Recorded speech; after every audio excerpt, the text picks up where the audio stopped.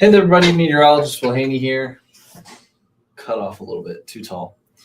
It is Sunday night, October 5th. Hopefully everyone enjoying the lovely weather on the way. Hopefully everyone enjoyed the lovely weather this weekend. We have more of that on the way for tomorrow.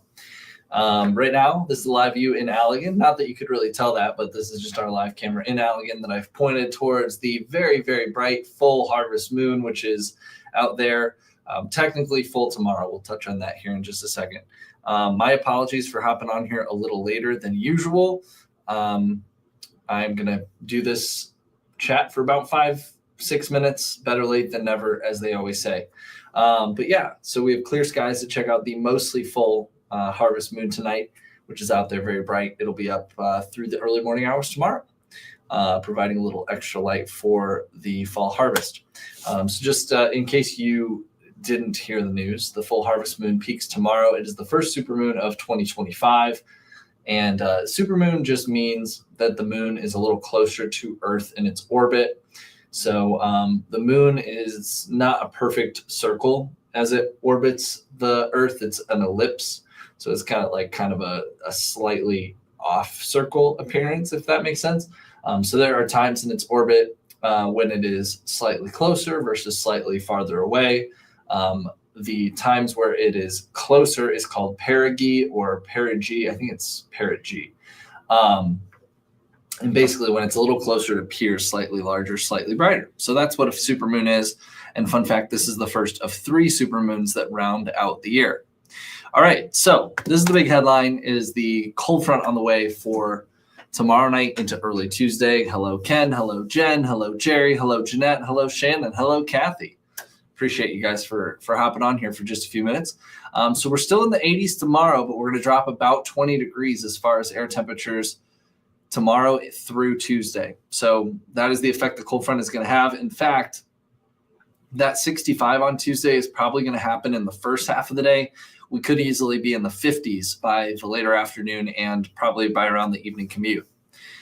Then we're going to be much cooler throughout the rest of the week. So for all of you that have been saying, it's too hot, I want fall, finally a forecast I think that you can get behind with highs in the 60s. And the rain on Tuesday looking primarily like a morning type setup where I think by the afternoon we're going to be drying out. So that's the big thing that we're going to be touching on. Let's time it out, though, the arrival of some of this rain. I also think there is a potential for some storms tomorrow. Pretty limited as far as severe weather ingredients, but maybe 1 or 2 stronger storms not off the table tomorrow, and I'll kind of show that here. So this is our model for 5 o'clock tomorrow. Notice how we're still in the 80s by that point south of I-94 especially.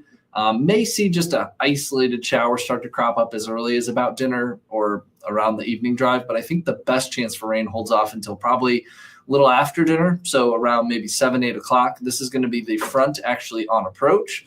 So you can kind of see the contrast here between some middle to upper 60s farther north versus some upper 70s farther south. That's not only the effect the rain will have, but it's also the cold front. So if we see a line of showers and storms, which I wouldn't be shocked if we did, we may see a few gustier winds within a few storms, but I don't really expect anything severe. That line will blow through here perhaps between about 8 p.m. and midnight, the initial round of rain or some storms. And then we get more into the overnight and the first half of Tuesday. I don't really expect much in the way of thunderstorms. I think our ingredients are pretty much off the table as we get towards Tuesday, but maybe some overnight embedded thunderstorms, not out of the question. By around, I would say, lunchtime into the afternoon Tuesday, we're going to be starting to dry out. But as mentioned, look at the temperatures indicated here. Especially if we keep some low clouds around Tuesday afternoon, we could easily be looking at some upper 50s and kind of some breezy conditions too behind that front. So yeah, big drop in temperature expected Monday into Tuesday. We also will probably have frost in the conversation for early Thursday and early Friday morning. And if you're curious, that is not unusual. Our first freeze of the year, which the first time at or below 32, typically happens around the middle of the month, essentially. For most locations that have climate records in our area, when I pull the data, it's around like the 10th through the 16th. That usually falls somewhere in there in October.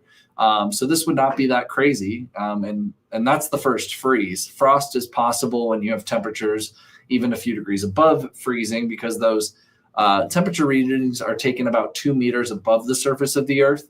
So right at the ground level can actually be a couple degrees colder than the air temperature readings above. It's just kind of an interesting fact there. And then you can also get frost formation on elevated surfaces as well. But anyways, so that's something we'll be touching on. I'm going to have to wrap this up pretty quickly.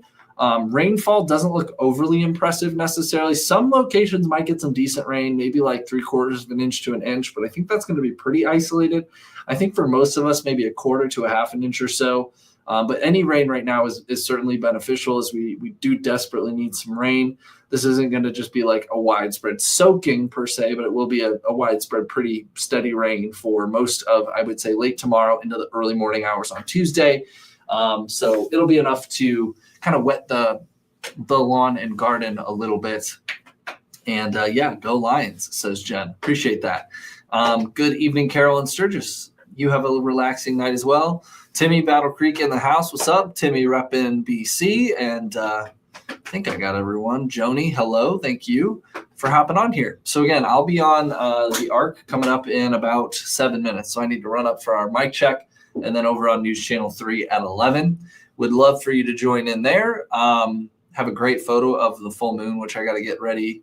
And for those of you excited about the cooler air, I am happy to deliver that news. I know a lot of folks have been kind of itching for the flannel-worthy temperatures to return, and I think we'll get there for at least a couple days this week, with especially those chillier mornings in store for Thursday and Friday. All right, take care, everybody. We'll see you on the airwaves, and I'm off the next couple days, but I'll be back later this week, and I think Jeff's in first thing tomorrow morning.